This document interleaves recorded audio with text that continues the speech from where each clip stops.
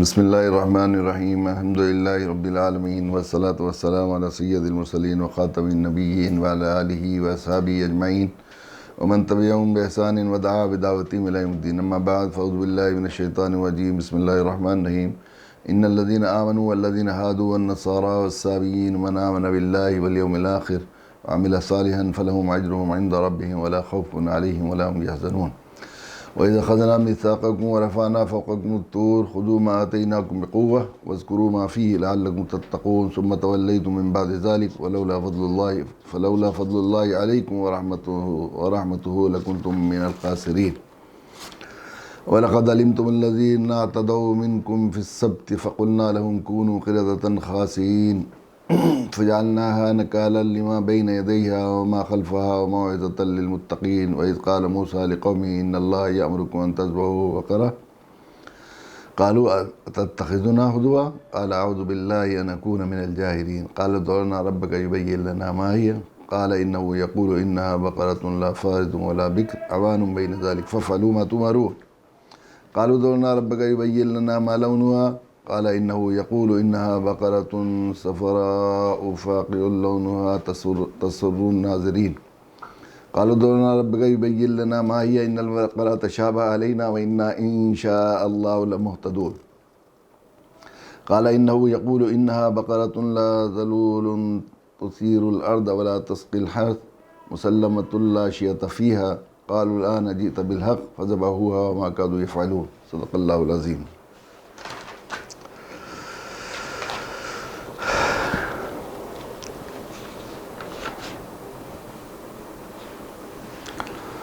ترجمہ اس کا یہ ہے کہ حق تو یہ ہے کہ جو لوگ بھی خواہ وہ مسلمان ہوں یا یہودی ہوں، بلا شبہ اس میں کوئی شک نہیں، جو لوگ بھی خواہ مسلمان ہوں، یہودی ہوں، نصرانی ہوں، سابی ہوں، اللہ اور آخرت کے دن پر ایمان لے آئیں گے اور نیک عمل کریں گے، وہ اپنے پروردگار کے پاس اپنے اجر کے مستحق ہوں گے اور ان کو نہ کوئی خوف ہوگا نہ کوئی غم میں مبتلا ہوں گے. اور وہ وقت یاد کرو جب ہم نے تم سے توریت پر عمل کرنے کا عہد دیا تھا اور کوہ طور کو تمہارے اوپر اٹھا کر کھڑا کر دیا تھا کہ جو کتاب ہم نے تمہیں دی ہے اس کو مضبوطی سے تھامو، اس میں جو کچھ لکھا ہے اس کو یاد رکھو تاکہ تمہیں تقوی حاصل ہو. ان سب کے باوجود تم دوبارہ راہ راست سے پھر گئے. چنانچہ اگر اللہ کے فضل اور رحمت تم پر نہ ہوتی تو ضرور سخت نقصان اٹھانے والوں میں شامل ہو جاتے. اور تم اپنے لوگوں کو اچھی طرح جانتے ہو جو سنیچر سبت کے معاملے میں حد سے گزر گئے تھے. چنانچہ ہم نے ان سے کہا تھا کہ تم دودکارے ہوئے بندر بن جاؤ. پھر ہم نے اس واقعے کو زمانے کے اس کے بعد کے لوگوں کے لیے عبرت اور ڈرنے والوں کے لیے نصیحت کا سامان بنا دیا. اور وہ وقت یاد کرو جب موسیٰ نے اپنے قوم سے کہا تھا کہ اللہ تمہیں حکم دیتا ہے تم ایک گائے ذبح کرو. وہ کہنے لگے کہ آپ ہم سے مذاق بناتے ہیں. موسیٰ نے کہا کہ میں اس بات سے اللہ کی پناہ مانگتا ہوں کہ میں ایسے نادانوں میں شامل ہوں جو مذاق میں بھی جھوٹ بولے. انہوں نے کہا کہ آپ ہمارے خاطر اپنے رب سے درخواست کیجئے کہ ہمیں صاف صاف بتائے وہ گائے کیسی ہو. اس نے کہا اللہ فرماتا ہے وہ ایسی گائے ہو نہ بہت بوڑھی ہو نہ بالکل بچی ہو بلکہ ان دونوں کے بیچ ہو. بس اب جو حکم تمہیں دیا گیا ہے اس پر عمل کر لو. بس کہنے لگے آپ ہمارے خاطر اپنے رب سے درخواست کیجئے کہ ہمیں صاف صاف بتا دیجئے اس کا رنگ کیسا ہو. موسیٰ نے کہا اللہ فرماتا ہے وہ ایسے تیز زرد رنگ کا گائے ہو جو دیکھنے والوں کو دل خوش کر دے. انہوں نے پھر کہا کہ آپ ہمارے خاطر اپنے رب سے ذرا درخواست کیجئے ہمیں صاف صاف بتا دیں کہ وہ گائے کیسی ہو. تو اس گائے نے تو ہمیں شبے میں ڈال دیا. اللہ نے چاہا تو ہم انشاءاللہ اس کا ضرور پتہ لگا لیں گے. موسیٰ نے کہا اللہ فرماتا ہے وہ ایسی گائے ہو جو کام میں جت کر زمین نہ گاہتی ہو اور نہ کھیتی کو پانی دیتی ہو اور پوری طرح صحیح سالم ہو، اس میں کوئی داغ نہ ہو. انہوں نے کہا ہاں آپ ٹھیک پتہ لے کر آئے. اس کے بعد انہوں نے اسے ذبح کیا جبکہ لگتا نہیں تھا وہ کر پائیں گے. یہ آیت ہیں حضرت موسیٰ علیہ السلام کی قوم بنی اسرائیل کی کجروی اور ان کی ہیلے بازی کے واقعات. ان پر جو انعامات ہیں مسلسل بتائے جا رہے ہیں. اس پہلے سے چل رہا ہے بنی اسرائیل کو. ان پر جو انعامات تھے وہ بتائے جا رہے ہیں. انہوں نے جو کچھ کیا وہ بتایا جا رہا. پھر حضرت موسیٰ علیہ السلام کے صدقے میں ان کو اللہ تعالیٰ نے اس دعوت کے صدقے میں، ایمان کی دعوت کے صدقے میں، اللہ کی طرف لوگوں کو بلانے کے صدقے میں کیا کیا دیا یہ بھی بتایا جا رہا ہے. اس کے بیچ میں آیت کریمہ آئی ان الذین آمنوا والذین ہادوا والنصارى والسابئین من آمن باللہ والیوم الآخر وعمل صالحا فله اجر عند ربهم ولا خوف علیہم ولا هم یحزنون۔ اس ضمن میں کل کے سبق میں بھی مذاکرہ ہوا تھا کہ وہ یہودیوں کا خیال یہ تھا کہ ہمارے علاوہ کوئی جنت میں جانے والا نہیں۔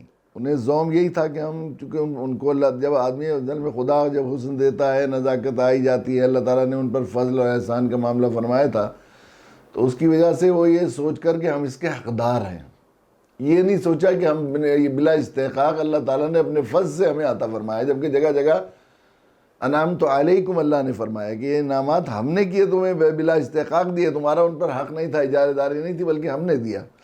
تو اس سے انہیں ذرا یہ ہو گیا تھا کہ بھئی ہم لوگ تو بس اللہ کی طرف سے منتخب ہیں اور اللہ کی طرف سے جنت کے لیے ہمیں ہی پیدا کیا گیا ہے، اور یہ ان کے گمان نہیں بلکہ ان کے ایک طرح سے عقیدے میں شامل ہو گیا تھا کہ صرف یہود اور نصارہ کے علاوہ کوئی، یعنی بنی اسرائیل کے علاوہ کوئی جنت میں جانے والا نہیں۔ یہ کہا کرتے تھے نام ابناء اللہ وحبہ، ہم اللہ کی اولاد ہیں اور ہم ہی اللہ کے پیارے ہیں، ہمارے علاوہ کوئی ہے نہیں اللہ کے رحمت کا حقدار یہ ہوتا تھا۔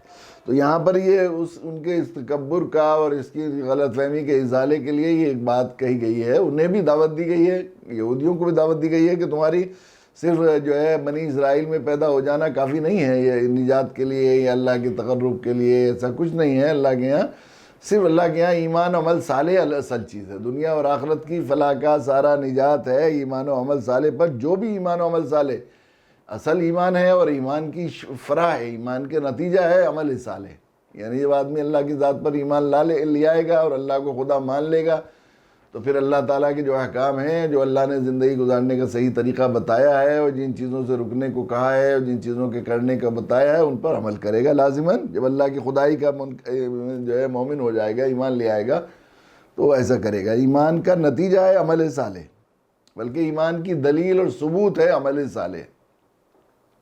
اس لیے جہاں کہیں بھی ایمان کو ذکر کیا گیا ہے وہاں عمل صالح کا ذکر کیا گیا ہے، اس لیے کہ الایمان ما وقر فی القلب ویصدقہ العمل، ایمان وہ جو دل میں بیٹھ جائے عمل اس کی تصدیق کرے۔ عمل اس کے مطابق نہیں تو سمجھا جائے گا کہ یقین نہیں آیا۔ یہ تو بارہا یہ بات کہی جاتی ہے کہ کسی ویران راستے پر چلے جا رہے ہیں اور کوئی ثقہ آدمی، معتبر آدمی ملیں اور وہ کہیں کہ بھئی اس راستے پر مت جائیے، اگر اس پر آپ جائیں گے تو وہاں ایک ڈاکوؤں کا قافلہ ہے جو لوٹ رہا ہے، یا درندے ہیں کچھ، یا بہت سارے سانپ ہیں جو ڈس رہے ہیں، کئی لوگ مر گئے۔ یہ سننے کے باوجود اگر آپ اسی راستے کو چلے جا رہے ہیں تو یہ سمجھا جائے گا کہ یقین نہیں آیا۔ یقین آتا تو عمل اس کے مطابق ہوتا ہے۔ تو عمل صالح اس کی دلیل ہے کہ ایمان لائے، اس لیے الایمان ما وقر فی القلب ویصدقہ العمل، ایمان وہ جو دل میں بیٹھ جائے عمل اس کی تصدیق کرے، یہ بتایا ہے، اس کی شرط بتائی کہ تو عمل صالح۔ تو یہاں پر یہ بتایا کہ کوئی بھی آدمی چاہے وہ اہل ایمان ہو پرانے، یعنی یہ جو اللہ کے نبی صلی اللہ علیہ وسلم کے ساتھ والے صاحب ایمان ہیں، یا وہ یہودی ہوں یا وہ نصرانی ہوں یا وہ صابی ہوں، جن کی وہاں پر کوئی حیثیت نہیں تھی، وہ تھے جو لوگ جن کو جو ہے تیسرے نمبر کے قوم سمجھا جایا کرتا تھا، وہ صابی۔ تو جو بھی کوئی ایمان لے آئے گا اللہ پر، آخرت پر، اور اس کے مطابق عمل کرے گا، فلہم اجرہم عند ربہم ولا خوف علیہم ولا هم یحزنون، ان کے لیے اجر ہے ان کے رب کے پاس، ان کے پروردگار کے پاس اجر ہے۔ ولا خوف علیہم ولا هم یحزنون، ان کو نہ کبھی خوف ہوگا نہ کبھی حزن ہوگا۔ اب یہاں پر ہم لوگ تھوڑی دیر رک کر ذرا سا جو ہے واما بنعمت ربک فحدث لئن شکرتم لازیدنکم کے فرمان کی تھوڑی سی اپنے ایمان و عمل صالح کی اہمیت، اس نعمت عظمیٰ کی قدر اور تھوڑا سا اللہ کے شکر ادا کر لیں کہ اللہ نے ہمیں کیسا پیارا دین دیا اور کیسی بہتر، اور خاص طور سے دعوت کو ہمارا پیشہ اور منشا منصب بنا کر، خیر امت کا بنا کر اللہ نے ہمارے ساتھ کیسا احسان کیا۔ اور یہ قرآن مجید جو کتاب ہدایت اور کتاب دعوت ہے، جس کو اللہ تعالیٰ اتنا اس شان کے ساتھ نازل فرمایا، نازل فرمانے کی شان اس کی، جس رات کو نازل فرمایا اس کو لیلۃ القدر بنا دیا، جس مہینے کو نازل فرمایا اس مہینے کو عطاء شاہی کا جشن بنا دیا، اور پھر اس شان کے ساتھ اس کا تعارف کرایا، اور اس طرح اس کے لیے پہلے سے انتظام کیا، پہلے سے اس کے استقبال کے لیے کیسی تیاری فرمائی۔ تو کیوں اس کی اہمیت ہے؟ اس لیے کہ اصل میں یہ کائنات پوری اللہ تعالیٰ نے اپنے انسانوں کے وَسَخَّرَ لَكُم مَا فِي السَّمَاوَاتِ وَمَا فِي الْأَرْضِ جَمِيعًا مِّنْهُ، کائنات کی ساری نعمتیں اللہ تعالیٰ نے انسان کے لیے بنائی ہیں۔ یہ انسان اس بارات کا دولہا ہے اور صدر کائنات ہے، اسی کے لیے بنائی گئی ہے۔ اور انسان کی فلاح اور خیر اس بات پر منحصر ہے کہ یہ شخص، یہ انسان ایمان و عمل صالح سے آراستہ ہو. یہ اس کی انسان کی ضرورت ہے. یہاں یہ زندگی بھی انسان کی خوبیوں کے ساتھ گزرے، اس کے بعد مرنے کے بعد کی زندگی بھی انسان کی خوبیوں کے ساتھ گزرے، اس کے لیے ضرورت ہے اس کو ایمان کی، عمل صالح کی. اور میں نے عرض کیا اصل تو ایمان ہے. ایمان عمل صالح تو اس کا ثبوت ہے، اس کی دلیل ہے کہ اس کے پاس ایمان ہے، اس کا نتیجہ ہے جو ہونا ہی ہے، لازم و ملزوم ہے ایمان کے ساتھ عمل صالح. لیکن اصل چیز ہے ایمان. اس لیے حضرت تھانوی نور اللہ مرقدہ نے لکھا ہے کہ جو ہے اصل بات ایمان پر خاتمے کی ہے. سارے انسان کی سب سے بڑا مسئلہ اور سب سے بڑی ضرورت یہ ہے کہ اس نے خاتمہ ہو جائے، ایمان پر خاتمہ ہو جائے. حضرت نے عجیب بات فرمائی ہے کہ اگر ایمان پر خاتمہ ہو گیا تو اس کے بعد اگر وہ گناہوں کی سزا بھی دی جائیں گی تو بالکل ایک اونگ سی طاری ہو جائے گی، نیند سی طاری ہو جائے گی، اور جس طرح خواب میں ہو جاتا ہے اس طرح پر پوری کارروائی ہو جائے گی. تو لوگوں نے پوچھا حضرت پھر تو اعمال کی ضرورت کیا ہے؟ کیا ضرورت ہے مصیبت پڑھنے کی، نماز پڑھنے کی، روزہ رکھنے کی؟ کیا حکیم تھے. حضرت نے فرمایا صرف اسی لیے ضرورت ہے کہ ایمان پر خاتمہ ہو جائے.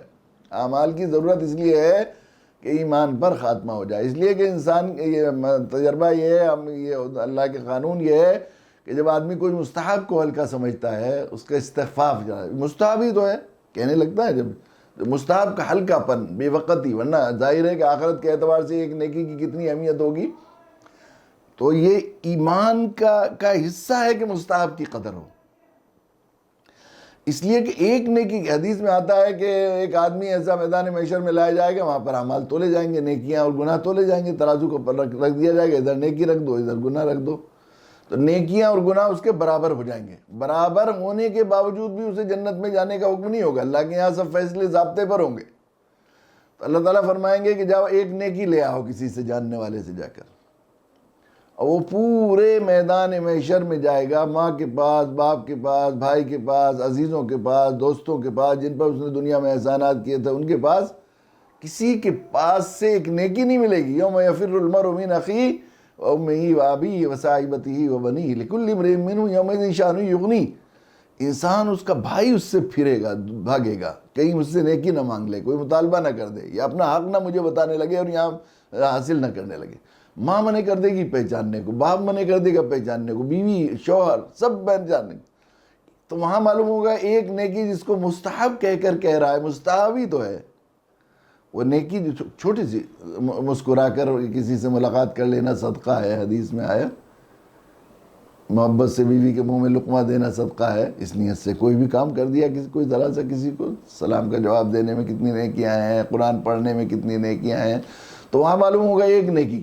تو اگر اس پر ایمان ہے کہ میدان محشر ہے، وہاں حساب کتاب ہوگا اور وہاں نیکیوں کی اہمیت ہوگی، ایک نیکی کی پڑ گئی تو بڑی ہوگی، تو کبھی وہ مستحب کو مستحب سمجھ کر ترک نہیں کرے گا.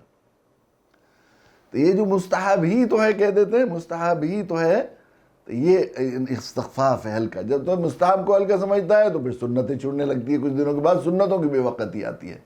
پھر سنتیں چھوڑتا ہے تو واجبات ترک کرنے لگتا ہے. واجبات ترک کرتا ہے تو پھر فرائض کے ترک کی باری آتی ہے. پھر آدمی گناہوں میں اور معصیت میں مبتلا ہوتا ہے. گناہوں پر اصرار کرنے والے سے ایمان چھین لیا جاتا ہے. تو ہم سمجھ رہے ہیں حاجی عبد الرحمن صاحب کا نماز جنازہ پڑھی ہے ہم نے، اللہ جانتے ہیں حاجی عبد الرحمن ہے یا جے پرکاش بنا دیا گیا ہے، اس کو ایمان چھین کے اس کو دنیا سے رخصت کیا گیا.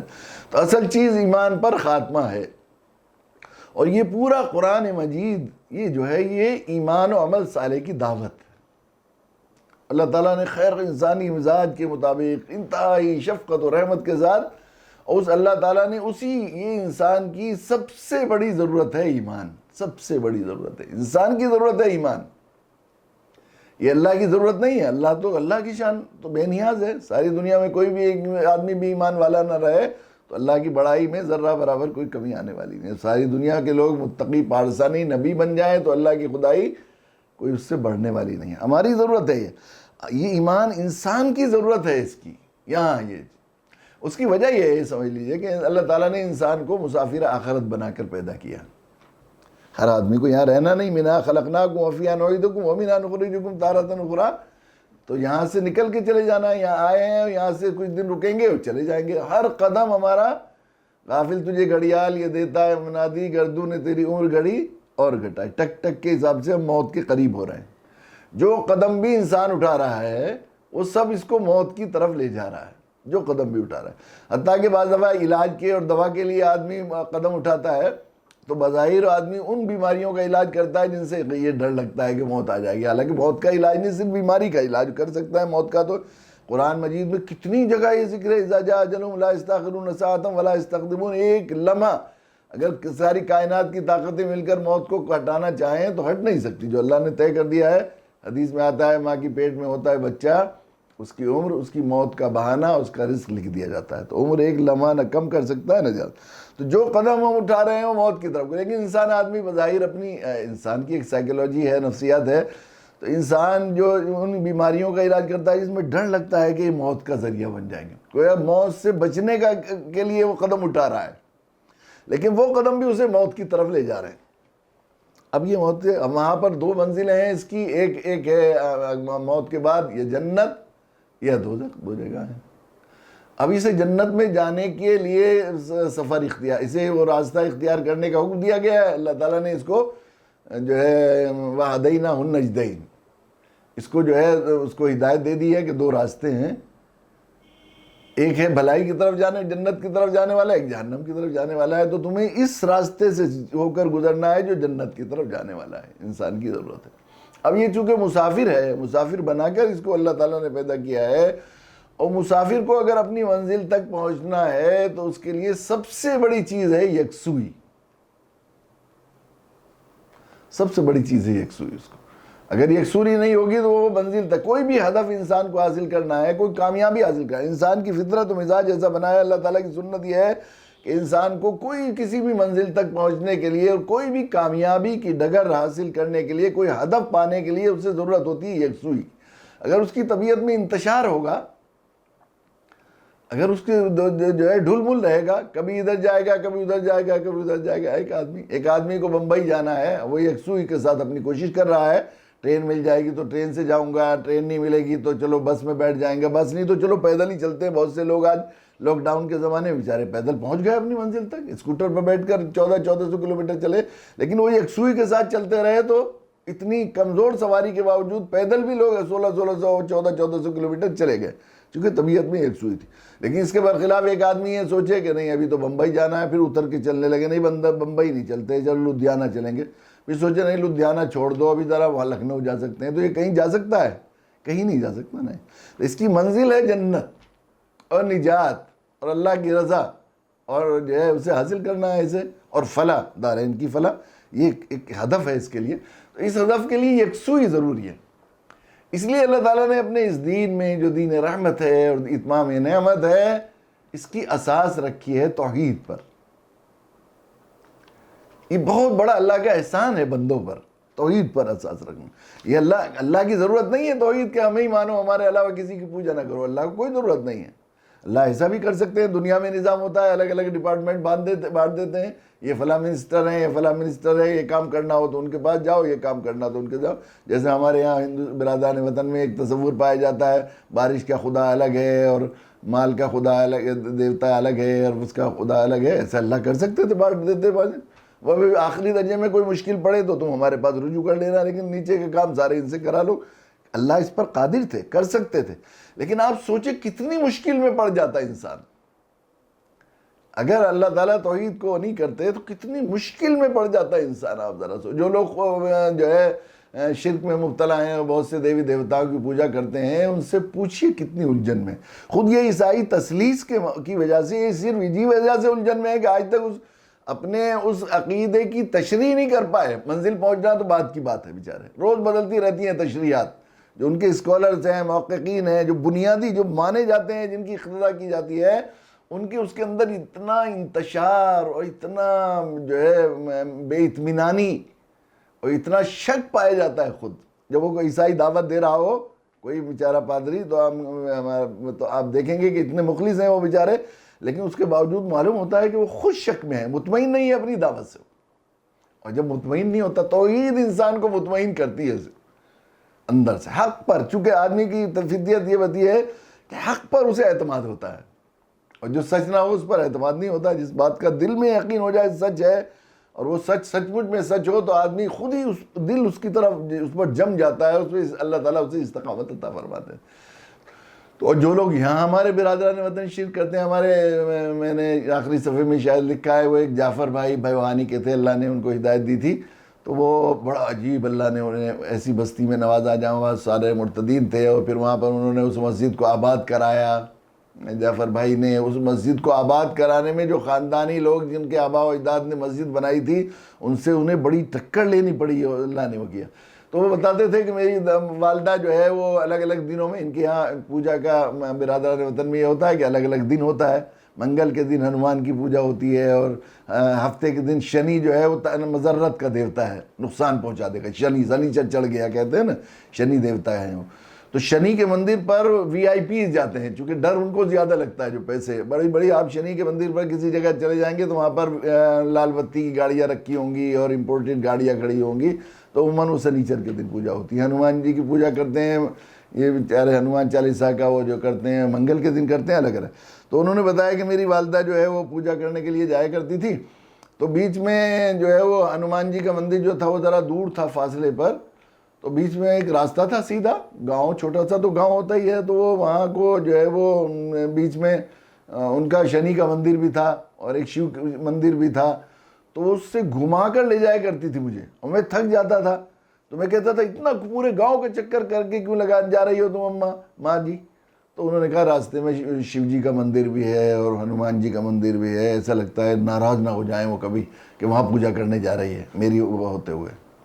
اور ہمارے وہ جو تھے وہ ایک بھائی لیاقت کا انٹرویو چھپا ہے نسیم ہدایت کے جوکے میں، جنہیں اللہ تعالیٰ نے شیو چوک پر ہدایت دی تھی، خود مورتی شیو کی مورتی نے انہیں دعوت دی تھی، اللہ نے ان کو جو ہے ہوا یہ کہ وہ میں نے کئی بار یہ واقعہ شاید آخری صفحے میں بھی نقل کیا ہے، اور اس میں نسیم ہدایت کے جوکے میں بھی، کہ وہ میرے پاس تشریف لائے، اور دیوبند کے علماء تشریف لائے ہوئے تھے، حضرت مفتی ظفیر الدین صاحب رحمۃ اللہ علیہ کسی حفلت کے پروگرام میں، تو وہ کہنے کہ ہمارے بھائی ہیں ان کو کلمہ پڑھا دیے، تو میں نے انہیں کلمہ پڑھایا۔ میں نے کہا آپ نے بھی کلمہ پڑھا؟ مجھے پہچانا نہیں، میرا نام لیاقت ہے، میں تو 2 بھائیوں کو اور لے کے آیا، تیسرے بھائی ہیں۔ کہ اچھا کیسے ایمان میں نے ان لوگوں کی وجہ سے علماء کو پتہ لگے کیسے ہدایت ہوئی، تو انہوں نے بتایا کہ گنے کا بھاؤ ذرا اچھا تھا، تو ہم نے سوچا گھر نیا بنایا جائے، سارے بھائیوں نے مشورہ کر کے گھر بنایا، نیا گھر مالک نے دیا، تو سوچا ایک مندر بھی ہونا چاہیے اس میں چھوٹا سا شیو جی کے نام کا، چنانچہ کہا ٹھیک ہے بنا لیا۔ جب ٹائل وائل لگا دیے کہ ایک مندر مورتی لے کے آؤ مظفر نگر سے اچھی سی، تو 5,000 روپے لے کر گیا، تو سونے کا پانی پھرا ہوا 4,500 روپے کی مورتی مجھے دے دی ایک اخبار میں لپیٹ کر۔ اب جیسے شیو چوک پر پہنچے، اللہ کی شان عجیب ہے، جب اللہ ہدایت دینا چاہیں، اللہ کسی پر فضل فرمائے، دیکھیے ہدایت اس جگہ ہو رہی ہے جہاں شرک کے سارے دھرنے اور ساری ایجیٹیشن اور سارے پروگرام وہیں پر ہوتے ہیں، وہ مرکز مانا جاتا ہے شرک کا، شیو چوک۔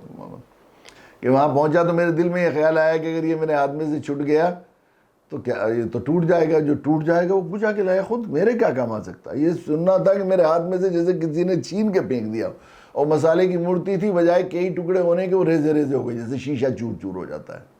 تو بس میں سامنے ایک مسجد ہے، اوپر دکانوں نیچے دکانیں، اوپر مسجد ہے ایک چھوٹی سی، تو وہ وہاں چلا گیا میں، میری سمجھ میں آ گیا، اور کیا جو ہے وہ مسلمانوں کے دھرم سچا، نہ ان کا خدا ٹوٹے نہ پھوٹے، جو خود ٹوٹ گیا وہ میرے پوجا کے لائق۔ تو وہاں وہ کالے کپڑے پہن کے ایک صوفی یاسین صاحب رہا کرتے تھے، ان سے جا کر کہا میاں جی مجھے مسلمان کر لے۔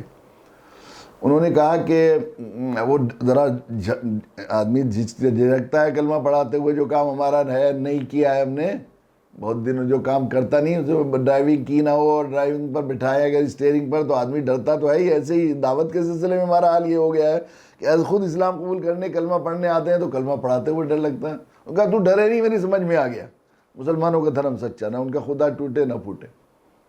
تو خیر وہ انہوں نے کسی طرح جب انہوں نے دھمکایا تو پڑھا دیا انہوں نے کلمہ، میرا نام بھی رکھ دے، تو وہ کوئی لیاقت ان کا کوئی ساتھی بیٹھا ہوا تھا، اسی کے نام پر انہوں نے محمد لیاقت نام رکھ دیا۔ گھر پہنچے تو بیوی سے کہا، بیوی نے پوچھا کیا ہوا مورتی تو لے کر نہیں آئے؟ تو انہوں نے پورا واقعہ بتایا۔ بیوی نے کہا آپ نے بڑا اچھا کیا ہے، اور میں تو یہاں حاجی جی کے یہاں جاتی تھی، گاؤں کے حاجی جی تھے، وہ جنسٹ کی طرف کے قریب کے رہنے والے تھے، وہ حاجی جی تھے، تو میں ان کے یہاں جاتی تھی، تو وہ جو ہے میں دیکھتی تھی یہ کتنے مزے میں ہیں، مسلمان ایک ہی خدا کی پوجا کرتے ہیں، اور ہم تو شیو جی کی پوجا کریں تو ڈر لگتا ہے کہ ہنومان جی ناراض ہو جائیں گے، اور ہنومان جی کی پوجا کرتے ہیں تو ہمیں ڈر لگتا ہے کہ کالی جی ناراض نہ ہو جائیں۔ صحیح کیا آپ نے، میں نے تو روزے بھی رکھے ہیں 6 یا کتنے بتائے، اتنے روزے رکھے ہیں، آپ کے ڈر کی وجہ سے بتایا نہیں تھا، مجھے بھی کلمہ پڑھاؤ۔ تو یقیناً توحید کتنی بڑی نعمت ہے، اس سے طبیعت میں یکسوئی پیدا ہوتی ہے، کنسنٹریشن پیدا ہوتا ہے، انتشار ختم ہوتا ہے طبیعت۔ اس لیے اللہ تعالیٰ نے پورے دین کے اس نظام میں یکسوئی، کسی جگہ دین ہے اسلام ایسی نعمت ہے کہ انسان کی فطرت اس کا مزاج بنایا ہے کہ وہ یکسوئی، صرف اللہ کی ذات پر اعتماد، اللہ سے خوف، اللہ سے امید، اللہ کی ذات پر بھروسہ، اللہ کی ذات کے آگے جھکنا، اللہ سے مانگنا، اللہ کے علاوہ غیر اللہ سے سوال نہیں کرنا، کسی کے آگے ہاتھ نہیں پھیلانا، کسی کے آگے سر نہیں جھکانا، صرف اسی ایک ذات کے ساتھ کتنا سکون اور کتنی یکسوئی اور زندگی میں کتنا کنسنٹریشن ہے توحید کی وجہ سے۔ یقیناً ہم اس کی نعمت کی قدر نہیں کرتے۔ مجھے ساؤتھ کے ایک بہت پیریار ہوئے ہیں، جس طرح امبیڈکر تھے، یہ دو ہمارے جو بیچارے یہ بیکورڈ حضرات ہیں، ایس سی ایس ٹی لوگ، ان کے ریفارمرز جو مشہور ریفارمرز ہوئے ہیں، ان میں 2 امبیڈکر ذرا شمال میں رہے، گویا ہندوستان کے درمیان میں، مہاراشٹر وغیرہ میں رہا نہ ہوا، لیکن ساؤتھ کے ہیں پیریار، وی وی راما سوامی، ان کو پیریار کہتے ہیں۔ تو وہ جو ہے انہوں نے یہ جو مذہب کی بنیاد پر، اصل میں مذہبی غلامی کے لیے یہ اونچ نیچ کا ایک تصور انہوں نے بنایا۔ آرین آئے یہاں پر، یہ بیچارے جو یہاں کے رہتے تھے دراوڑ، ان کو غلامی میں وہ کرنے کے لیے انہوں نے وہ کیا کہ بھئی مالک نے جو ہے الگ الگ مخلوق، پوری مخلوق کو 4 حصوں میں بانٹا ہے۔ جو سر سے بنائے گئے ہیں وہ برہمن ہیں، جو پیٹ سے بنائے گئے ہیں وہ ویشیہ ہیں، جو ہاتھوں سے بنائے گئے ہیں وہ چھتریہ ہیں، اور جو پاؤں سے بنائے گئے ہیں وہ دلت ہیں، وہ کمزور جو ہے، یہ بتا دیا گیا۔ تو وہ انہوں نے پوچھا کہ کیوں بنا، بھئی ہم بھی ایک ہی ماں باپ کی اولاد تھے، ہمیں کیوں بنا دیا ایسا؟ تو انہوں نے کہا تمہارے کرموں نے بنایا۔ پھر آواگمن کا ایک تصور انہوں نے شروع کیا کہ تمہارے کرموں کی وجہ سے تمہیں دلت بنا دیا گیا، یہ اصل ہے۔ تو یہ اصل میں مذہبی غلامی ہے، یہ جو آواگمن اور شرک ہے، اس کے واسطے سے انسانوں کو انسان کا غلام بنانے کے لیے ذہین لوگوں نے، ہوشیار لوگوں نے، مذہب کے ٹھیکیداروں نے یہ ایک سلسلہ شروع کیا۔ اصل یہ اس کے پس منظر میں یہ تھا۔ تو انہوں نے ساؤتھ کے لوگوں کو، خصوصاً جو وہاں کے رہنے والے ہندوستان کے اوریجنل ہندوستانی تھے، ان کو اس سے نکالنے کے لیے ایک تحریک چلائی تھی وہاں پر۔ اور اس تحریک میں انہوں نے جو ہے، چونکہ ان کے ذہن میں یہ تھا کہ یہ اونچ نیچ کا تصور مذہب کی وجہ سے آیا ہے، اور مذہب خدا کی عبادت پر، خدا کے تصور کی وجہ سے مذہب بیس کرتا ہے۔ تو انہوں نے مذہب سے انہیں الرجی ہو گئی تھی، خدا کے تصور سے الرجی ہو گئی تھی۔ تو وہ لیکن سیرت اللہ کے نبی صلی اللہ علیہ وسلم کی بہت پڑھی تھی، اس لیے اللہ کے نبی صلی اللہ علیہ وسلم نے جو اونچ نیچ کے اس پورے نظام کو، جو جہاں سب سے زیادہ اونچ نیچ کا نظام تھا عربوں میں، بڑے لوگ اپنے آپ کو بڑا سمجھتے تھے اور چھوٹوں کو بالکل ساتھ میں رہنا بھی پسند نہیں کرتے تھے، اور ان کے پاس دیکھنا، ان کے سائے میں آنا بھی پسند نہیں کرتے تھے۔ تو وہاں سے اللہ کے نبی صلی اللہ علیہ وسلم نے 100% نظام کو ختم کر دیا۔ ایک حبشی غلام حضرت بلال سیدنا سب کہہ کر انہیں پکارتے تھے، بڑے بڑے عالی نسب قریشی اور جو ہے وہ ہاشمی لوگ ان کو اس قدر احترام کرتے تھے، ان کی ایسی قدر و منزلت کرتے تھے، ان کو امیر بنا دیا جاتا تھا۔ تو ہر ایک ان کی جو ہے وہ کرتا تھا۔ یہ انہوں نے پڑھی تھی تاریخ، اس لیے اللہ کے نبی صلی اللہ علیہ وسلم سے انہیں بہت والہانہ محبت تھی۔ اور آخری تقریر کی انہوں نے ایک سیرت کے جلسے میں، اس میں عجیب بات کہی کہ میں جی چاہتا ہے کہ میں عرب کے اس گوالیے کے قدموں میں سر رکھ کر ہمیشہ کی میٹھی نیند سو جاؤں، مگر میں کیا کروں کہ میرا دل رکتا ہے، اس کا بھی ایک خدا ہے۔ یعنی وہ خدا کے تصور سے ایسا ہو گیا۔ اب وہ جو ان کی تحریک تھی، اس کو وہ کرنے کے لیے اس کے جو قائد بنے ہیں وہ پیریار داسن، پیریار کہتے ہیں اللہ کو، داسن اللہ کا بندہ، نام وہی ہے، پیریار داسن ان کا اتفاق سے ماں باپ نے رکھا ہوگا، اس وقت تو وہ نہیں تھے۔ تو وہ بہت بڑے سائیکولوجسٹ ہیں، سائیکولوجی کے پروفیسر بھی ہیں، اور بڑے بڑے دنیا کے ملکوں میں ان کو جانا ہوتا ہے۔ تو انہوں نے اس تحریک کو سنبھالا۔ پھر ان کے دل میں بہت خواہش تھی کہ میں مدینہ منورہ جاؤں، اللہ کے نبی کے روضے پر جا کر حاضری دوں، چونکہ تاریخ پڑھی تھی، اللہ کے نبی کے معتقد تھے۔ تو کسی جماعت اسلامی کے ایک صاحب تھے، انہوں نے کہا کہ وہاں جانے کے لیے تو مسلمان ہونا پڑے گا، کہ اس کے لیے میں مسلمان ہونے کو تیار ہوں۔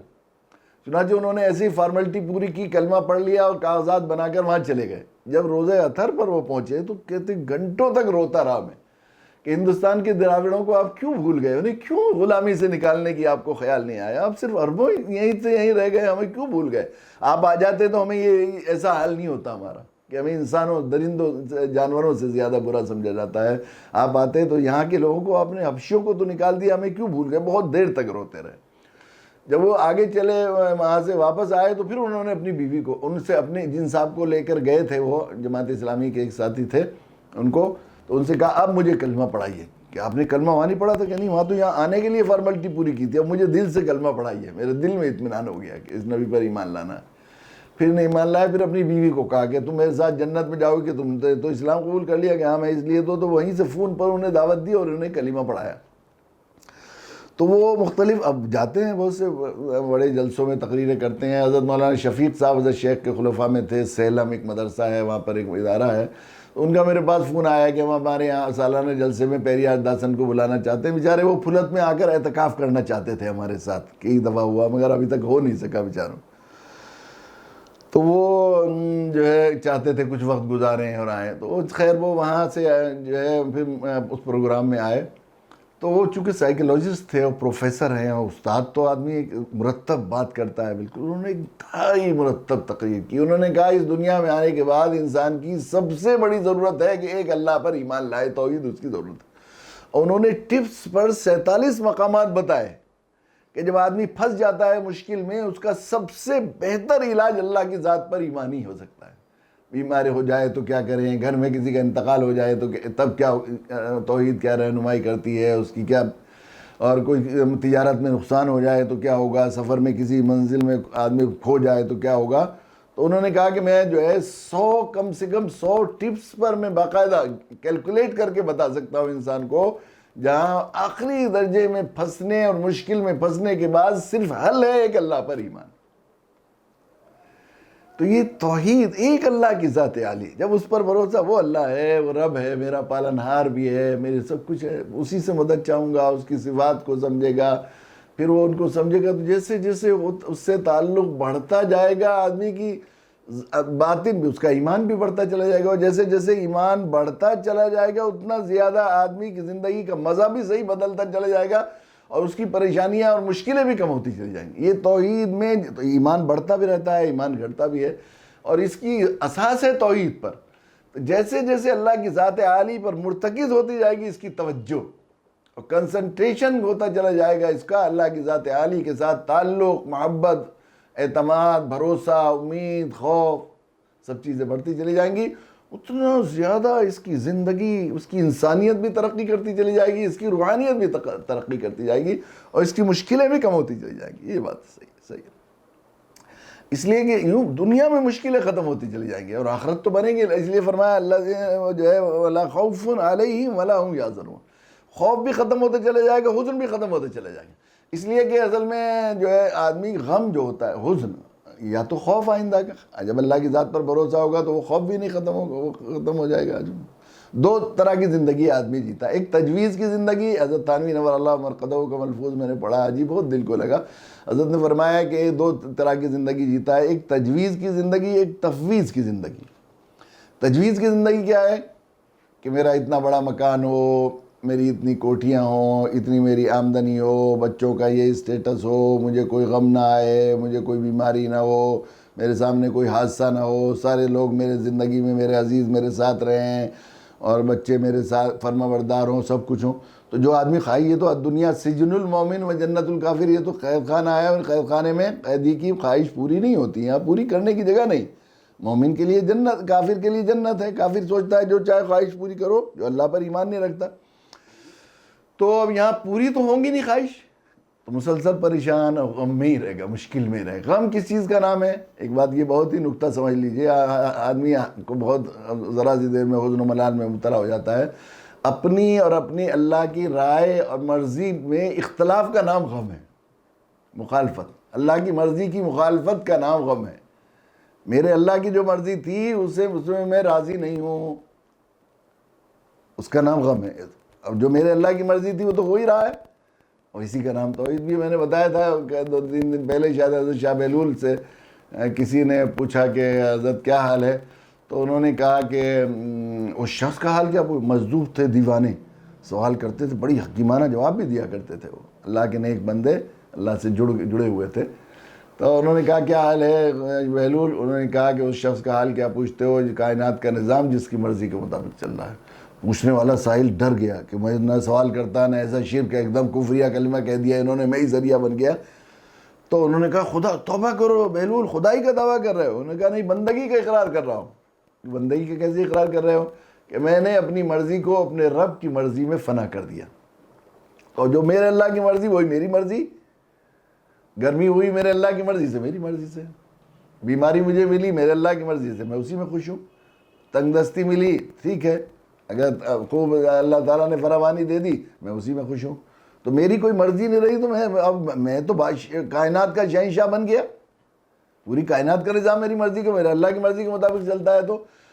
تو جب آدمی نے اپنی مرضی کو اپنی اللہ، یہ ہے تجویز کی، اور ایک ہے تفویض کی، جو میرے اللہ کی مرضی وہ میری مرضی، اسے کہتے ہیں تفویض۔ سبحانہ امری الی اللہ، میں اپنے کاموں کو، یہ ایمان کا کمال ہے کہ آدمی اپنے آپ کو سپرد کر دے میرے اللہ کی مرضی۔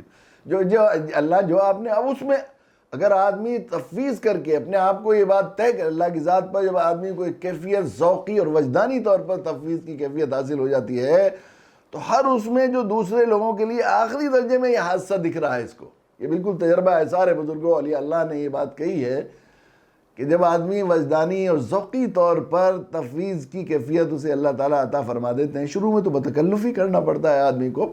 حضرت حاجی صاحب نے اعمال و عبادات کو بھی یہی ہوتا ہے، نعتات کو بھی، کہ شروع میں جو معمولات ہوتے ہیں، تسبیحات ہوتے ہیں، بطور دوا کرنی پڑتے ہیں، پھر وہ غذا بن جاتے ہیں، پھر بعد میں مزہ بن جاتے ہیں۔ ایسے ہی تفویض کا بھی معاملہ ہے، شروع میں اپنے عقل اور اپنے علم کی بنیاد پر کہ میرے اللہ کا جو فیصلہ ہوگا وہی میرے لیے بہتر ہوگا، اس لیے مجھے اس میں راضی رہنا چاہیے، وہ بتکلف کرے گا، پھر آدمی کا ذوق اور وجدان بن جاتا ہے۔ جب ذوقی اور وجدانی طور پر اسے وہ تفویض کی کیفیت حاصل ہو جاتی ہے، تو وہ جو دوسرے لوگ سمجھ رہے ہیں یہ ابتلا میں ہیں، مصیبت میں ہیں، حادثوں میں ہیں، ان حادثوں کے اندر جو اللہ کی رحمت اور اللہ کی خاص عنایت اور خاص فضل و رحمت ہے، وہ اس سے جو ہے بالکل اسے اشش کر جاتا ہے آدمی، بندہ کہ یہ اللہ کی کیسی بڑی نعمت ہے۔ تو یہ تفویض جو آدمی کی زندگی جو گزارتا ہے، وہ آدمی ہمیشہ راحت میں رہے گا، میرے اللہ کی جو مرضی ہے۔ تو حزن اور خوف کا علاج ایمان ہے، اور اس بندے کی کو اگر کوئی کامیابی چاہتے ہیں تو اسے یکسوئی چاہیے۔ یہ بلا شبہ یہ بات صحیح ہے کہ جو لوگ دنیا میں بھی ہم دیکھتے ہیں، جو لوگ کسی ایک لائن کو اختیار کر لیتے ہیں اور اس میں محنت کرتے ہیں، یک در گیر موت کم گیر کہتے ہیں، بہت مشہور ہے۔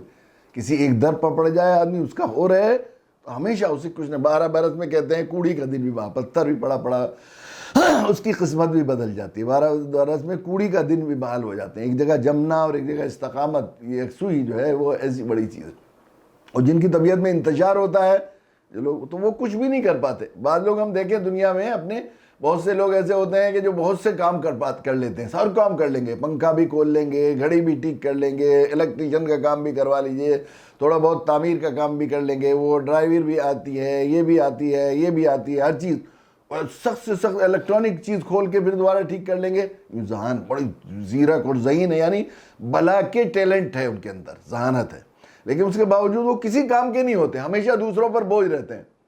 لیکن جو یکسوئی اختیار کر لے گا، جھاڑو ہی لگانے میں کر لے آدمی، مہارت پیدا کر لیتا ہے آدمی، تو وہ اس کا وزن ہوتا ہے، اس کی عزت ہوتی ہے، وقت ہوتی ہے، قدر و منزلت ہوتی ہے۔ تو یکسوئی انسان کے لیے ضرورت تھی، اس لیے دنیا میں بھی کامیاب انسان بننے کے لیے، اور اس لیے بھی کہ یہ حزن و ملال کی جو زندگی ہے اس سے نجات ملے، خوف سے نجات ملے، آدمی راحت کی زندگی گزارے، چین کی زندگی گزارے، اس کے لیے ضرورت تھی کہ اللہ کی ذات عالی سے اس کا تعلق ہو۔ یہ توحید پر اللہ تعالیٰ نے اس کی اساس رکھی۔ پھر اس کے بعد توحید کا نتیجہ ہے، پھر اللہ کو ماننا ہے، تو اللہ کے رسول صلی اللہ علیہ وسلم کو سارے ایمان اس کی شاخیں ہیں۔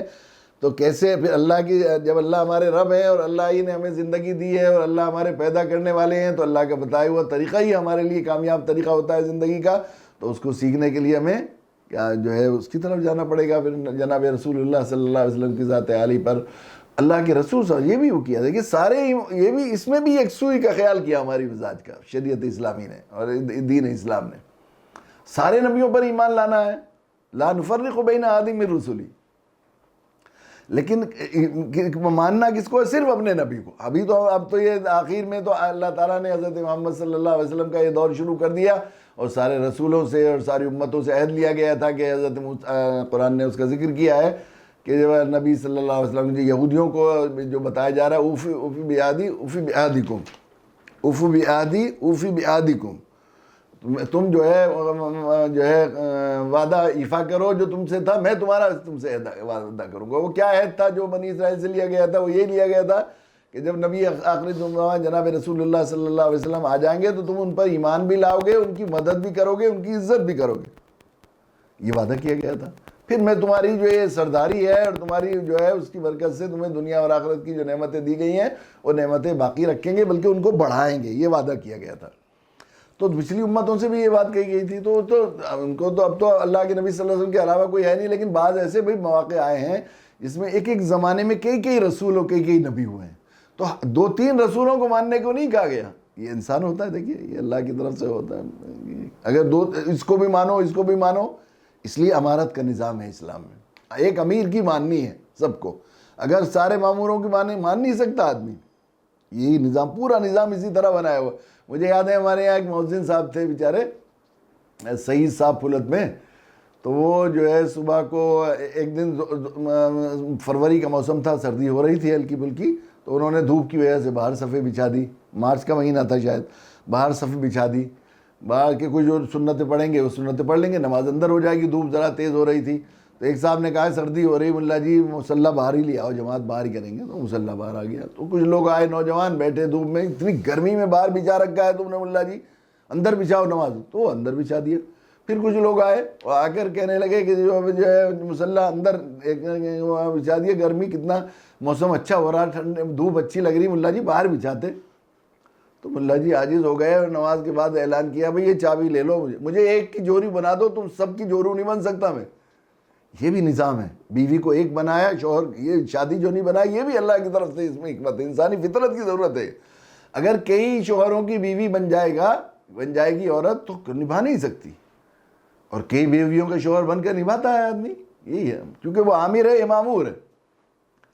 تو یہ اللہ کی طرف سے توحید بڑی نعمت، اس طرح ایک نبی کی بات ماننا ہے، حتیٰ کہ ہمارے نبی صلی اللہ علیہ وسلم کی بات تو یہاں تک بھی آیا حدیث میں، وہ آپ نے سنا ہوگا کہ حضرت عمر رضی اللہ تعالیٰ عنہ کو ایک توریت کا پرانا نسخہ ملا، اور چونکہ توریت کی عظمت اور اس کے خدائی جو ہے کتاب ہونے پر ایمان تھا اور اس کا ذکر سنتے تھے، تو وہ نسخہ لے کر آئے خوشی خوشی اللہ کے نبی کی میں کہ بھئی یہ ظاہر ہے کہ اللہ کا کلام ہے، تو ذرا کروں گا، اور کھول کر دکھانے لگے، یا نبی اللہ اتنا پرانا نسخہ، اتنا پرانا نسخہ۔ اللہ کے نبی صلی اللہ علیہ وسلم کے چہرہ انور، وہ توریتی پر نگاہ تھی، چہرہ انور پر نگاہ نہیں تھی، چہرہ سرخ ہو گیا۔ آپ کی عادت شریف آئی تھی کہ جب غصہ آتا تو خون جیسے انار نچوڑ دیا گیا ہو چہرے پر، اس طرح کیفیت ہو گئی۔ حضرت ابوبکر صدیق رضی اللہ تعالیٰ نے دیکھا تو فوراً کہا عمر تمہاری ماں تمہیں روئے، تمہاری ناک ٹیڑھی ہو، دیکھ نہیں رہے اللہ کے نبی کے چہرے پر، اللہ ڈر گئے۔ رضیت باللہ ربا وبالاسلام دینا محمد نبی و رسولہ، اعوذ باللہ من غضب اللہ ومن غضب رسول، اعوذ باللہ من غضب اللہ وغضب رسول، میں اللہ کی پناہ چاہتا ہوں اللہ کے غضب سے، اس کے رسول کے غضب سے۔ تو اللہ کے نبی صلی اللہ علیہ وسلم کا غصہ ذرا فرد ہوا، اور آپ نے ارشاد فرمایا ہے عمر قسم اس ذات کی اس نے مجھے ہدایت کے ساتھ مبعوث کیا، اگر موسیٰ علیہ السلام اس زمانے میں آتے تو انہیں میری پیروی کے بغیر چارہ کار دیتا، وہ بھی میرے متبع میرے امتی بن کر آتے۔ ایک نبی ایک کتابیں سب پر ایمان لانا ہے، لیکن ہمیں کیا ہے اپنی کتاب قرآن پر ایمان لائیں گے اور اسی کو مانیں گے، یہی اس میں بھی یکسوئی ہے۔ پھر جو ہے اللہ تعالیٰ نے انتظام کیا کہ قرآن کو سنت کے روشنی میں کیسے مانیں گے، کیسے سمجھیں گے، اس کے لیے فقہاء کو کھڑا کیا، اور 4 ائمہ کو امت پر اجماع ہو گیا کہ یہ لوگ ایسے ہیں کہ جو جن میں سے جنہوں نے دین کو پوری طرح مکمل تشریح کر دی ہے۔ تو اس میں بھی یہ تقلید میں بھی یہی حکمت ہے، اگر 4 ائمہ سے آدمی یہ بھی مانے گا تو بہت الجھن میں آ جائے گا، انتشار میں ہو جائے گا، اس کی زندگی میں کبھی سکون اور اطمینان نہیں ہو سکتا۔ اطمینان کے بغیر، اتنا اطمینان، شک کے روزے کو منع کیا، بے اطمینانی پسند نہیں ہے، انسانی فطرت کا تقاضا ہے، اور یہ یکسوئی کے بغیر نہیں حاصل ہو، جب تک یکسوئی نہ ہو جائے اطمینان ہو، بھئی رمضان ہے یا نہیں ہے، عید ہو گئی نہیں ہو گئی، بس ایک طرف پہلے فیصلہ کر لو، بس اسے جو دل نے جب فیصلہ کر لیا شرعی حکم کے مطابق اب اس پر جو ہے جم جانا ہے۔ اس طرح صوفیاء کرام کے ہاں توحید مطلب اپنی اصلاح اور تزکیے کے لیے یہ راستہ سلوک تصوف کا باقاعدہ فن کے طور پر مدون کیا گیا۔ اس میں سب سے اہم ترین اصول ہے توحید مطلب، آدمی اگر انتشار رہے گا اس کی طرف، کبھی اسی بزرگ کے پاس چلا گیا. دیکھیے وہ ہم دیکھتے ہیں جسمانی بیماریوں کے سلسلے میں بھی، جو مریض آج کسی ڈاکٹر سے دوا لے لی، کل کسی سے، پرسوں کسی سے، ایک دن ایک کی خوراک کھا لی، دوسرے دن تو کبھی شفا یاب نہیں ہوتا وہ. اور کسی ایک طبیب پر اطمینان کر کے آدمی اسے فیملی فزیشین بنا لے تو یکسوئی سے علاج ہو جاتا ہے اس کا. پھر اس کو فالو کرتے ہیں جو لوگ بھی ہوتے ہیں. ہم نے دیکھا ہے بڑے بڑے اطباء، بڑے بڑے ڈاکٹر، ایمس کے ایک ہیڈ وہ تھے، کسی ڈپارٹمنٹ کے ہیڈ، وہ ایک ڈاکٹر کے یہاں ہم لوگ گئے ان کے یہاں ملنے کے لیے، یہ ایمس کے ہیڈ ہیں میرے آئے ہیں. تو وہ ذرا ڈاکٹر نے تعارف کرایا ہے یہ جناب ہوتے اس خیال سے کہ ایمس کے ہیڈ بھی اور ڈپارٹمنٹ نیورولوجی کے میرے پاس آتے ہیں، مطلب اس. لیکن وہ ڈاکٹر سے اس طرح پوچھ رہے تھے بالکل، ڈاکٹر صاحب کھانے کی کتنی دیر بعد یہ دوا لینی ہے، یہ تینوں ٹیبلٹ ساتھ ہی میں لے لوں میں، یہ الگ الگ لینی ہے، مطلب اتنی باریکی سے پوچھ رہے، اتنی باریکی سے پوچھ رہے تھے. میں نے کہا کہ ڈاکٹر صاحب آپ ایسے پوچھ رہے ہیں کہ بھئی دیکھیے اصول ہوتے ہیں چیزوں کے، آداب ہوتے ہیں. تو علاج کا ادب ہے کہ مریض اپنے طبیب سے کو سپرد کر کے اس کی مرضی کا علاج کرے، جب تبھی آدمی جو ہے وہ ٹھیک ہو پاتا ہے. ہیلتھ کے اصول ہیں وہ یقیناً اللہ تعالیٰ نے ضابطوں اور قاعدوں پر ہی رکھا ہے، ان کی پابندی کی جاتی ہے، ان آداب کی رعایت کی جاتی ہے. تو اس اصول میں ہے توحید مطلب، یعنی یہ تو نہیں کہہ سکتے کہ کون شیخ کتنا اللہ کے تقرب کے بارے میں تو ولی کی معرفت لکھا ہے کہ ولی کی معرفت اللہ کی معرفت سے مشکل ہے، کس کا کیا درجہ ہے، یہ تو نہیں کہہ سکتے اپنے شیخ کو کہ سب سے بڑا ولی ہے. اور حضرت شاہ ابو رضا محمد صاحب، شاہ عبد الرحیم صاحب کے برادر، یعنی شاہ عبد الرحیم ولی اللہ کے تائے تھے شاہ ابو رضا محمد صاحب، انہوں نے لکھا ہے کہ 3 چیزیں بڑا حجاب ہوتی ہیں ولی اللہ کے لیے. ایک تو ہم زمانہ ہونا، میرے زمانے میں ایسا بزرگ ہو سکتا ہے آدمی، ہمارے زمانے کا ہے تو یہ بات، ہمارے ساتھ تو کھیلا بڑا ہے، یہ کیسے اس مقام پر پہنچ جا سکتا ہے. اور ہم مقام ہونا، ہمارے گاؤں کا لڑکا ہوتے ہوئے ہمارے یہاں کا کیسے ہو سکتا ہے. اور ہم پیشہ ہونا بھی ہوتا ہے کہ ہم بھی پڑھے ہیں، ہم بھی ایسے پڑھے ہیں، یہ بھی ایسے پڑھتا تھا تو ہم سے کیسے ہو سکتا ہے. یہ حجاب ہوتے ہیں، ولیوں کے حجاب ہوتے ہیں. تو کسی ولی کے بارے میں یہ تو نہیں اندازہ کیا جا سکتا کہ میرا شیخ سب سے بڑا ولی ہے، سب سے بڑا بزرگ ہے. ولی ہونا ضروری بھی نہیں ہے کہ سب سے بڑا ولی ہو وہی سب سے بڑا طبیب ہو. لیکن میرے لیے سب سے زیادہ انفع، جتنے دنیا میں مشائخ ہیں اور جتنے دنیا میں اطباء روحانی ہیں، ان میں سب سے زیادہ نفع اور شفا میرے شیخ کے یہاں لکھی. اس لیے حاجی امداد اللہ صاحب مہاجر مکی رحمۃ اللہ علیہ فرمایا کرتے تھے کہ اگر ہمارے سامنے ایک طرف حاجی صاحب ہوں اور ایک طرف شاہ عبد القادر جیلانی اور جنید بغدادی یا بایزید بستامی، متقدمین سرخیل اولیاء کے، تو ہم اپنے حاجی صاحب کی طرف سے ایک لمحہ بھی دوسرے کی طرف نگاہ اٹھا کر نہیں دیکھیں گے.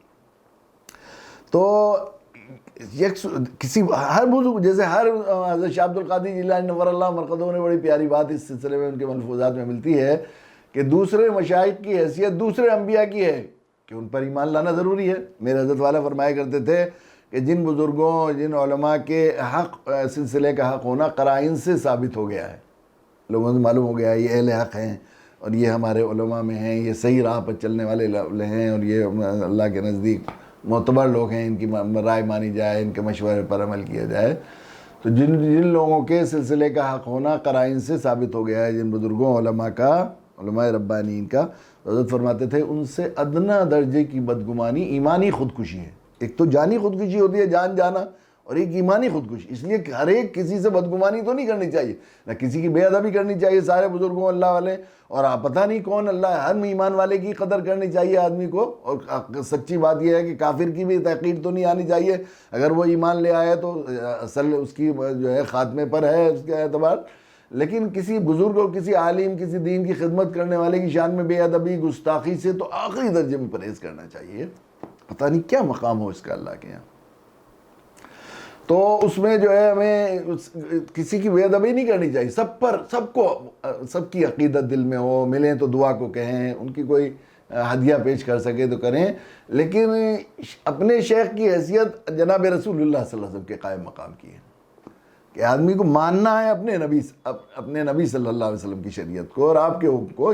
اس طرح اپنے شیخ کی ہی مرضی اور اس کے مطابق جو ہے اسی. اور اس میں وہ ملفوظ بار بار سنایا کرتا ہوں میں، حضرت شاہ عبد القادر رائے پوری رحمۃ اللہ علیہ کا ملفوظات میں جو پڑھا اس زندگی میں بہت فائدہ ہوا مجھے. جس میں بات انہوں نے ملفوظ پڑھا تھا کہ ارادت کا مزہ فٹ بال بن جانے میں. مزہ جب ہے جب آدمی کسی سے بے توقیر سے تعلق قائم کرے کہ آدمی بس فٹ بال 100% سپرد کر دے.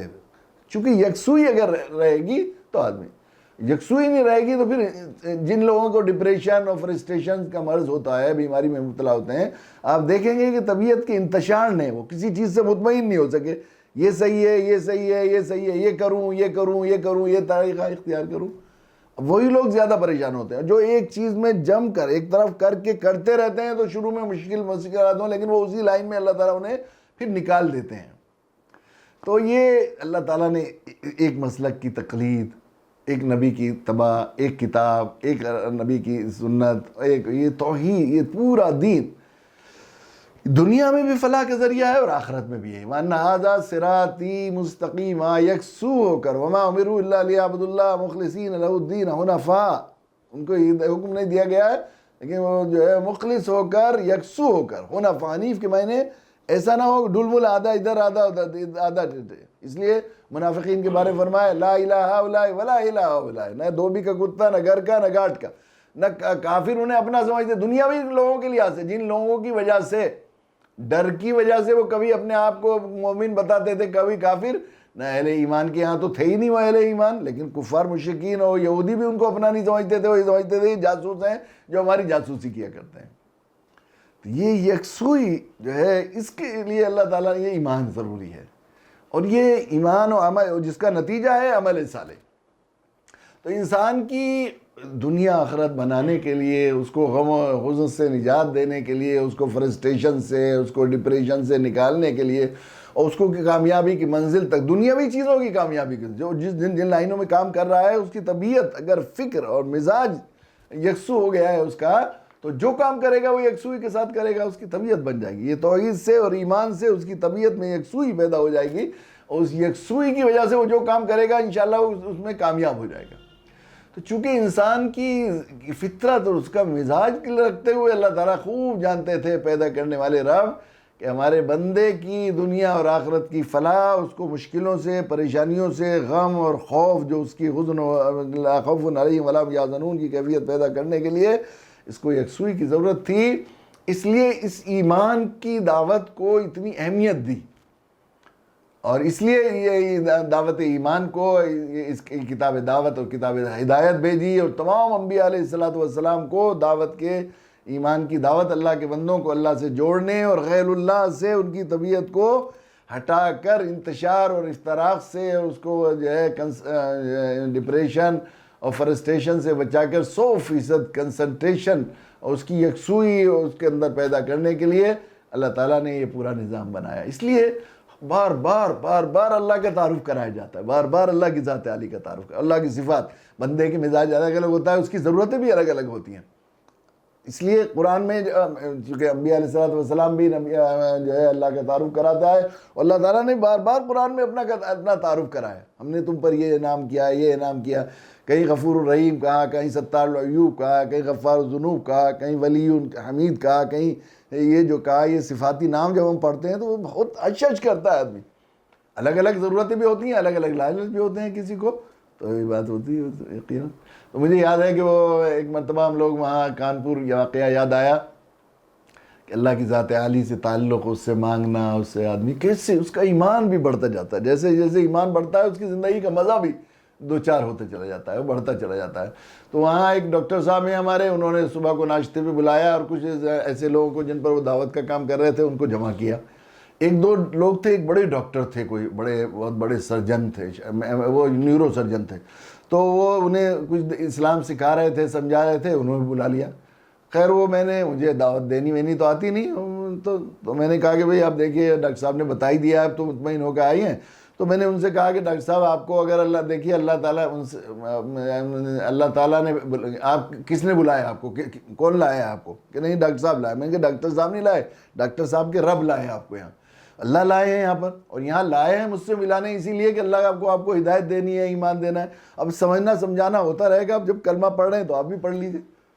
تو میں نے اپنی جان بچانے کے لیے کہ مجھے دعوت دینا آتا تو نہیں، اتنے بڑے ڈاکٹروں کو میں کیا کروں گا، یہ لوگ سمجھ رہے ہوں گے مجھے دائی، تو یہ بھی اس کے اندر تھا. تو میں نے خیر وہ انہیں کلمہ پڑھایا، کلمہ پڑھ لیا. انہوں نے پڑھ کے کہنے لگے اچھا ایک بات بتائیے کہ اللہ کے صفاتی نام ہیں، میں نے پڑھا ہے، کون سے نام سے آدمی کو نہیں وہ کہ وہ پھر کہنے لگے اچھا ٹھیک ہے واپسی ہمیں کانپور سے پھر واپس جانا تھا ادھر رانچی وغیرہ، اور واپس پھر کانپور سے ہی ہمیں دوسری ٹرین پکڑنی تھی، 1 دن کا پروگرام تھا وہاں پر۔ واپس آئے تو ڈاکٹر صاحب پھر آ گئے، آ کر بیٹھے، کہنے لگے میں پرسوں سے مسلسل نیٹ پر اسلام پڑھ رہا ہوں ماشاءاللہ میں، اور بہت کچھ سیکھ لیا ہوں، 3 دن رات لگاتار پڑھتے رہے، ایسی دھن لگ گئی انہیں اسلام کی۔ پھر کہنے لگے اللہ سے تعلق قائم کرنا ہے تو اللہ کا نام لینا ہے، ذکر کا قرآن نے بہت ذکر کیا ہے، اللہ کا نام لو، اللہ کا نام لو۔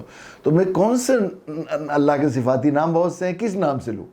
میں نے کہا دیکھیے وزیر، الگ الگ طرح کے افسر اور وزیر ہوتے ہیں، آئے وزیر، آدمی کو جس چیز کی ضرورت ہوتی ہے اسی طرح کی تعریف کرتا ہے۔ اگر اسے مکان بنانا ہے، آدمی نے تو کتنے بے گھروں کو گھر دکھا دیا، ذرا سا چھوٹا سا ہمارے گھر کا یہ جو ہے نقشہ پاس کروا دیجئے۔ اگر علاج کی ضرورت پیش آئے تو آپ کتنے غریبوں کا علاج کرائے، فلاں بھی کہہ رہا تھا، فلاں بھی کہہ رہا تھا، تو ذرا میرے بھیا کے لیے فتح لکھ دیجئے۔ روزگار کا مسئلہ ہوتا ہے، کتنے لوگوں کو نوکری دلوا دی آپ نے تو وہ کر دیا ہے کہ یہ ہوتا تھا۔ تو آدمی کو جیسی ضرورت ہو اسی صفاتی نام سے ہو کر۔ تو وہ کہنے لگے اصل مجھے یہ ہو رہا ہے کہ دیکھیے میرے ذہن میں ولی نام زیادہ اللہ کا وہ آ رہا ہے۔ کیوں؟ میں نے کہا کیونکہ اس کی وجہ یہ ہے کہ آدمی اصل میں میدان محشر کا مسئلہ سب سے بڑا مسئلہ ہے، اور اگر افسر جو حساب لینے والا ہے وہ اپنا دوست ہو ولی، تو وہ تو بالکل سستے میں نکال دے گا نا۔ اب دیکھیے 3 دن کا مسلمان ایمان آ گیا تھا، ایمان کی اہمیت کو سمجھ لیا تھا، ایمان کو سمجھ رہے تھے، تو ایک تو یہ بات کہ آخرت کا مسئلہ سب سے بڑا مسئلہ ہے، اور وہاں پر اللہ کی دوستی مجھے کام دے سکتی ہے، ولی کے نام میرا تعلق اللہ سے دوستی کا ہو جائے گا، تو وہ یہ ایمان کی خیر۔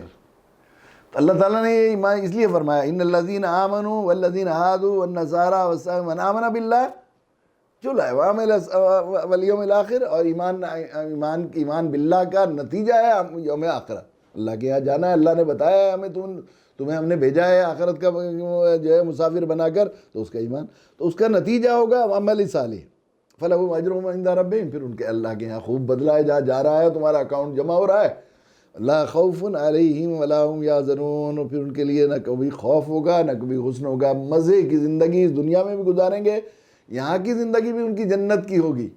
اس لیے حضرت شاہ عبد القادر جیلانی نور اللہ مرقدہ فرمایا کرتے تھے اگر دنیا کے بادشاہوں کو یہ معلوم ہو جائے کہ ہمارے سینے میں کیا بادشاہت ہے تو یہ فوج لے کر ہم سے بادشاہت چھیننے کی کوشش کریں۔ اللہ تعالیٰ ہمیں ایمان کی قدر کی توفیق نصیب فرمائے۔ تھوڑی دیر سبق کو روک کر میرے دل میں آیا کہ ہم لوگ اس نعمت عظمیٰ کی قدر، کتنا اللہ کا احسان ہے۔ اس لیے جب وہاں پہنچیں گے پورا نتیجہ سامنے آ جائے گا جنت میں جانے کے بعد، تو اندر سے اہل ایمان الحمدللہ الذی ہدانا لہذا وما کننا لنہتدی لولا ان ہدانا اللہ، اللہ سب سے بڑی تعریف تو آپ کی اس کے لیے ہے کہ آپ نے ہمیں ہدایت کی، ایمان کی ہدایت نصیب فرمائی۔ اگر آپ ہمیں ہدایت ایمان نہ دیتے تو ہم آج دنیا میں بھی یقیناً آدمی کو ذرا ہو تو اسی کیفیت کے ساتھ اس کو الحمدللہ اور دل کی گہرائی کے ساتھ الحمدللہ الذی ہدانا لہذا وما کننا لنہتدی لولا ان ہدانا اللہ، کتنے خوش قسمت ہے وہ امت اور ہم مسلمان کہ سارے بندوں کی اس ایمانی خیر خواہی کے لیے ہمیں خیر امت کا لقب دیا گیا ہے، اور ہمیں یہ نصاب دیا گیا ہے قرآن مجید کے جشن کی شکل میں اور اس کے جشن کے شکل میں رمضان مبارک۔ اللہ تعالیٰ ہمیں قدردانی کی توفیق نصیب فرمائے۔ وآخر دعوانا الحمدللہ رب العالمین۔